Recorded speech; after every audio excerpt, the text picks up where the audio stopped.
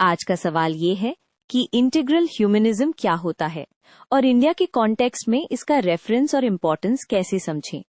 हम इसको डेफिनेशन से स्टार्ट करके की आइडियाज और रियल एग्जाम्पल से कनेक्ट करेंगे ताकि कॉन्सेप्ट क्लियर हो जाए।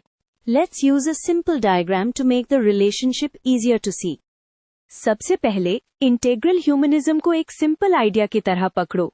ह्यूमन बीइंग को सिर्फ इकोनॉमिक या पॉलिटिकल यूनिट नहीं बल्कि एक कंप्लीट पर्सन माना जाता है। मतलब बॉडी, माइंड, इंटेलेक्ट और स्पिरिट सब मिलकर डेवलपमेंट होता है। इसलिए इस अप्रोच का फोकस बैलेंस्ड और होलिस्टिक ग्रोथ पर होता है। अब ये कॉन्सेप्ट इंडिया में ज्यादातर पंडित दीनदयाल उपाध्याय से एसोसिएट किया जाता है। पॉइंट ये है कि पॉलिसीज और सोसाइटी का मॉडल इंडिया की ग्राउंड रियलिटीज, कल्चर और नीड से ऑर्गेनिकली निकले, ब्लाइंडली इंपोर्टेड मॉडल से नहीं। इसको समझना इसलिए इम्पोर्टेंट है क्योंकि इंडिया की डाइवर्सिटी और सोशल स्ट्रक्चर वेस्टर्न कंट्री से काफी डिफरेंट है। इंटीग्रल ह्यूमनिज्म का कोर लेंस हार्मनी है। सोचो सोसाइटी में इंडिविजुअल, फैमिली, कम्युनिटी, नेशन और नेचर के बीच कॉन्फ्लिक्ट कम हो, कोऑपरेशन ज्यादा हो। इस फ्रेम में डेवलपमेंट का मतलब सिर्फ इनकम बढ़ाना नहीं बल्कि सोशल कोहेजन, डिग्निटी और एथिकल लिविंग को भी इंक्लूड करना होता है। एक और की आइडिया ये है नीड्स और वांट्स को डिफरेंशिएट करना। इंटीग्रल ह्यूमनिज्म के हिसाब से अनलिमिटेड कंजम्पशन चीज करना इम्बैलेंस क्रिएट करता है।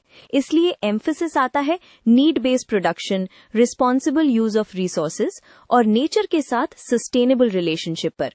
ये इंडिया जैसे रिसोर्स स्ट्रेस्ड कंट्री के लिए डायरेक्टली रेलेवेंट है।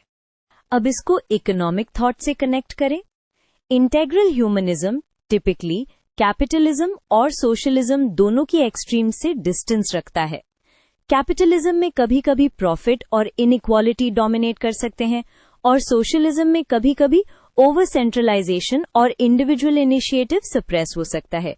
इंटीग्रल ह्यूमनिज्म बीच का रास्ता ढूंढता है, डिसेंट्रलाइजेशन, लोकल एम्पावरमेंट और सोशल रिस्पॉन्सिबिलिटी के साथ ग्रोथ। चलो अब एग्जाम्पल से कॉन्सेप्ट को जमीन पर ले आते हैं। डिसेंट्रलाइजेशन का एग्जाम्पल पंचायती राज और ग्राम सभा type local decision making. Idea ये है कि प्रॉब्लम्स लोकल लेवल पर बेटर समझी जाती हैं और सॉल्यूशंस भी ज्यादा अकाउंटेबल होते हैं। ये इंटीग्रल ह्यूमनिज्म के बॉटम अप सोसाइटी व्यू से मैच करता है। इकोनॉमिक सेल्फ रिलायंस को आप स्वदेशी और लोकल एंटरप्राइज सपोर्ट से जोड़ सकते हो। Practical examples cooperatives, self help groups, local artisans को मार्केट एक्सेस और एमएसएमई इकोसिस्टम्स। ये आइडिया ये नहीं कि ग्लोबल ट्रेड बैन कर दो बल्कि ये कि लोकल कैपेसिटी स्ट्रांग हो ताकि कम्युनिटी रिजिलियंट बने।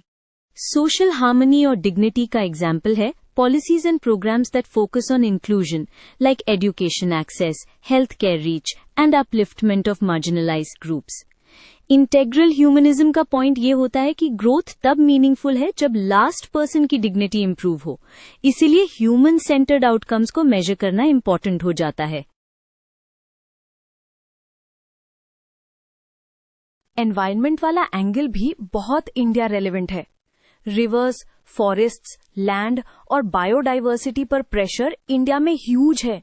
इंटीग्रल ह्यूमनिज्म के हार्मनी विद नेचर आइडिया से आप afforestation, water conservation, renewable energy और सस्टेनेबल एग्रीकल्चर को जस्टिफाई कर सकते हो क्योंकि यहाँ डेवलपमेंट और इकोलॉजी को ओपोनेंट नहीं पार्टनर माना जाता है। अब लास्ट पार्ट है इंडिया के लिए इम्पोर्टेंस। इंडिया एक प्लूरल सोसाइटी है। लैंग्वेजेस, रिलीजन्स, कास्ट्स, रीजन्स सब मिक्स है। इंटीग्रल ह्यूमनिज्म का harmony and duty based thinking social fragmentation को रिड्यूस करने का फिलोसॉफिकल बेस देता है और डेवलपमेंट के लेवल पर यह approach human wellbeing, local governance और सस्टेनेबिलिटी को एक साथ पैक करता है जो इंडिया के लॉन्ग टर्म गोल्स के लिए स्ट्रांग फ्रेमवर्क बन सकता है। एग्जाम आंसर स्टाइल में आप इसको ऐसे क्लोज कर सकते हो। पहले डेफिनेशन, फिर कोर प्रिंसिपल्स, फिर 3 to 4 इंडिया बेस्ड एग्जाम्पल्स और एंड में इम्पोर्टेंस। इस स्ट्रक्चर से आपका आंसर कंप्लीट, ऑर्गेनाइज्ड और स्कोरिंग बन जाता है। बस ध्यान रहे एग्जाम्पल्स हमेशा इंडिया के ग्राउंड रियलिटी से लिंक करके लिखना।